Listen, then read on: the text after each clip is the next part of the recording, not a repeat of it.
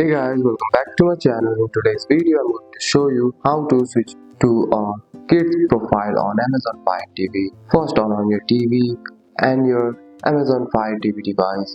From the Fire TV home screen, look at the top right corner of the screen. You will see a profile icon, profile name. Using the remote, select the profile icon.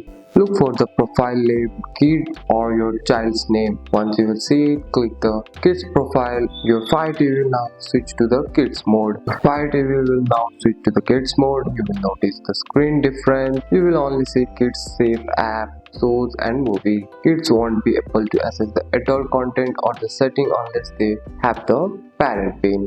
If you want to exit kids mode, go back to the profile icon, select the adult profile and enter your pin. And that's it. That's all for today's video guys. If you found this video helpful, drop a like and subscribe for more videos. Thanks for watching. See you in the next one.